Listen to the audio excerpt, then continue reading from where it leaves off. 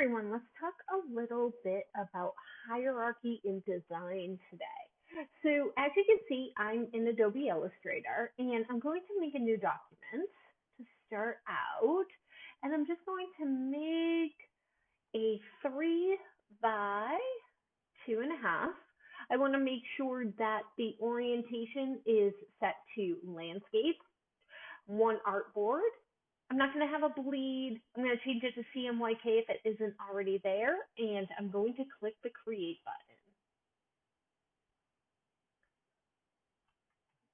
button. And double check that I made that the right size. I think I want a 3 by 2, which we can change. Let me double check our assignment for this week.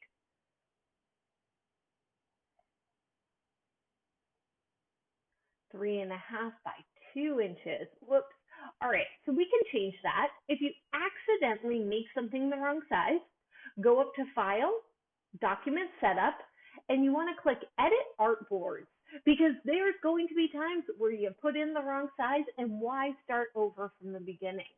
So we'll click Edit Artboard, and right up here, you can see I have an X coordinate, a Y coordinate, a width, and a height. So I want to change my width to 3.5 and my height to 2. And then I'm just going to hit the Enter key, and that will fix my artboard. And you can see how it's still masked out here. Just click off, and that fixes that. Now, before we get going, one thing that I do want to show you is up in the top right-hand corner, I'm actually working in Essentials Classic. That's the workspace that I am choosing to work in. And I'm going to make sure it looks the same as your screen. So I'm going to click Reset Essentials Classic.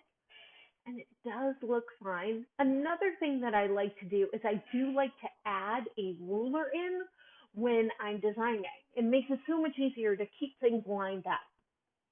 So I'm going to go up to View and scroll down to Rulers, and I want to Show Rulers. And that puts those rulers in for you.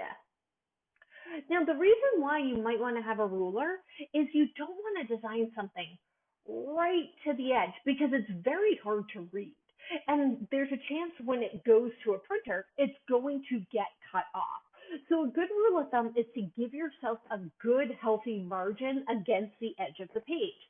So you can do that by going to the black arrow or the selection tool, click on your ruler, and drag down. I'm going to drag down to about 1/4 of an inch and let go. And I'm going to click on the left-hand ruler and drag over to about 1/4 of an inch and let go. And then I'm going to show you a little trick. Navigate over to the rectangle tool, and you're just going to click on the rectangle tool and just click once on the screen. And it's going to pop open this box. So you can put in 0.25 by 0.25 and hit OK. And then again with your selection tool, that's what moves everything around. We can bring this down to the bottom corner, right to the edge. And we can drag our rulers down using that box. You might need to select it again. There you go. My little trick. I use rectangles and squares for everything. All right, and if you want to make sure that you don't accidentally move your rulers around, you can go up to View, go down to Guides, and you want to hit Lock Guides, and that'll lock those rulers right in place for you. You can also go up to the same exact place to unlock your guides. So this is possibly your second or third time being in Illustrator. And you're probably thinking, oh man, I need to remember where everything is located. So don't worry, we're going to go over that today as well. I'm going to navigate over to my Type tool, and I'm going to click on the screen and hold down and draw a text box because I want to make sure that I keep my text within the margin that I set up on the page. Now, it's always, especially on a Mac, going to default to Myriad Pro. You do not want to use a default font family. So let's go see what we have for fonts here. And I'm going to pick something, again, for my business card, something legible, easy to read, so that way I can use it for my name. And you want to stay away from things that are a little bit display-ish. Again, depending on how long your name is, how many letters are in your name, the intent needs to be that somebody can read it very quickly and very easily. So it's okay to use a script font, but use it sparingly. So I'm using Annabelle, which is a script font, and I'm going to select all of the text. And there's a couple of different ways that I can change the font size. Over here in the character panel, I can manually click up. Or what I can do is, again, select that text and do Command-Shift period. And that brings it up by 2 points at a time.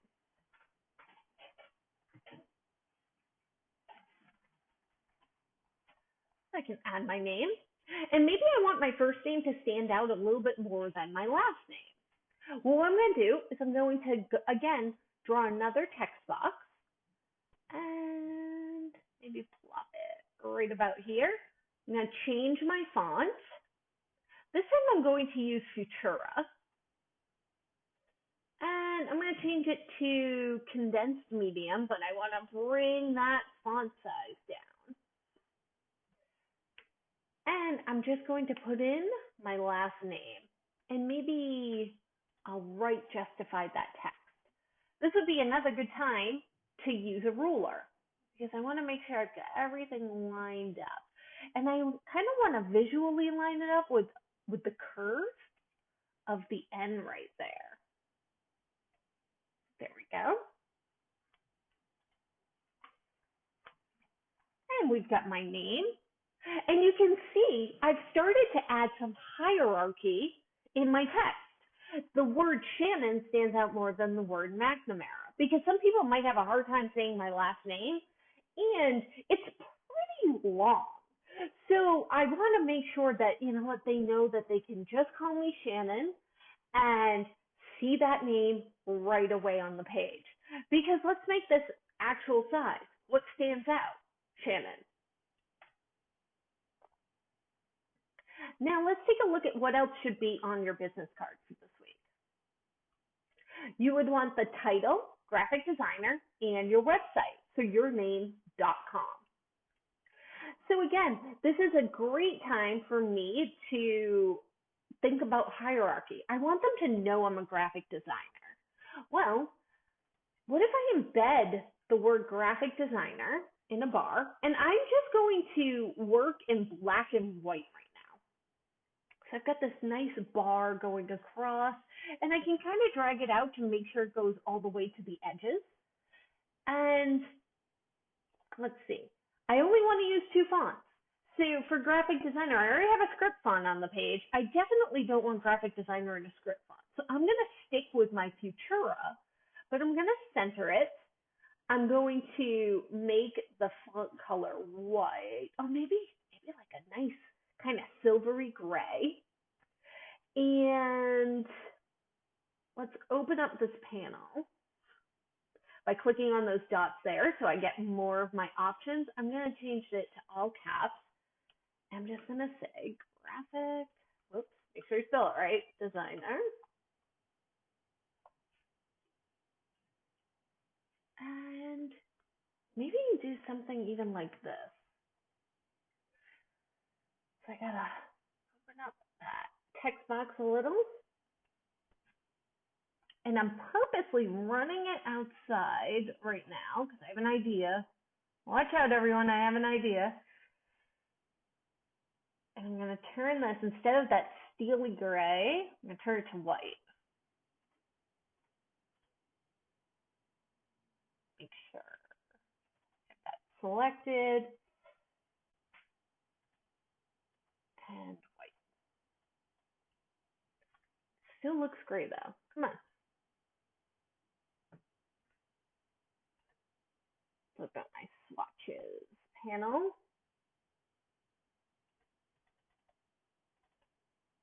Yep, still 5%. Thought I selected white. There we go. So now it's kind of bleeding into my background. I like that idea. And then I want my website. So again, I'm going to choose Futura condensed medium because I definitely do not want a website in a script font. You know, I want to make sure they can find me. And sometimes, they might question, is that an N? Is it an M? Things that you got to think about. So again, I'm going to draw my text box and bring my font size down because I'm getting that little red box there, which shows that it's running outside of the text box. It's too big. And I'm going to say www. Whoops, I think I still have it in all caps. Turn that off. ShannonMcNamara.com.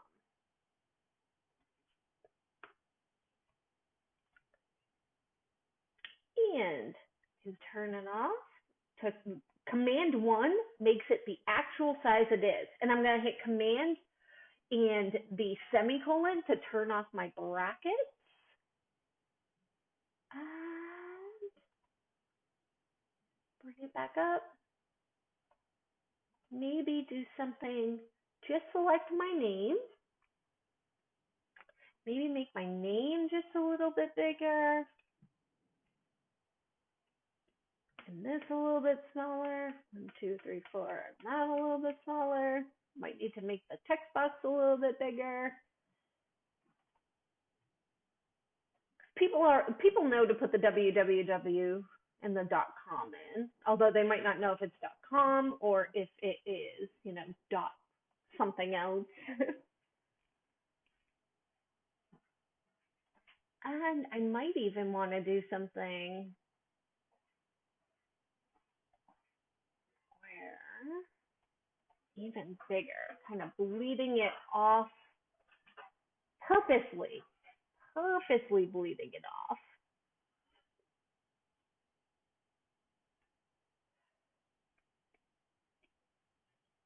Which can be tough to do. Because you want to give enough of an illusion that people know what the letter is. And I can change some of the kerning, bring the letters a little bit closer while still letting them bleed off the side.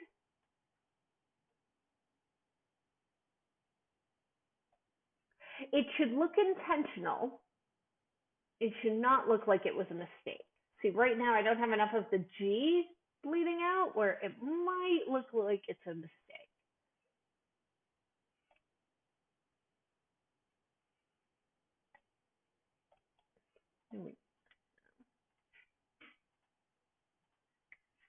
And possibly bring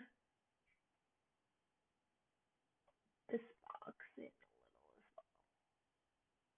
And again, have a little bit of fun with it. Maybe you want to even turn graphic designer into a pattern that's in the background. See, when I zoom out, I feel like, oh, it needs to come down just a little bit. So what I'm going to do is I'm actually going to turn my font to outlines, but here's a trick. I always like to make a copy of whatever font I'm turning to outlines first, so that way if I need to edit it, I still have it as text over on the side. So there's 2 ways you can do that. You can do an edit copy, edit paste, and drag it over, or you can select the text and hold down the Option key and drag it over, and then once you release, that makes a copy as well. So I'm going to select the text, and I'm going to go up to Type, Convert to Create Outlines, and now it's no longer text. It's actually just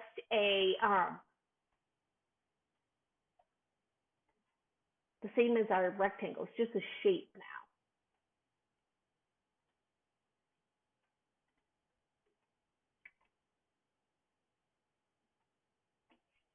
And try to zoom out. Like that a little bit better. And always make sure that you save your work. Save and saved often. So I'm going to grab my naming convention, do a file, save as,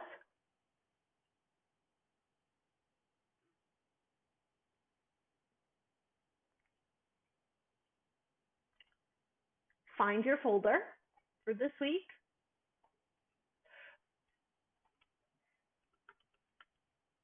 First, save it as an AI file, and then do a second save as a PDF. It's always good to save your native files.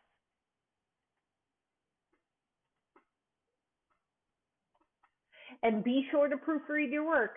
Don't want to have any misspellings, especially of your name this week.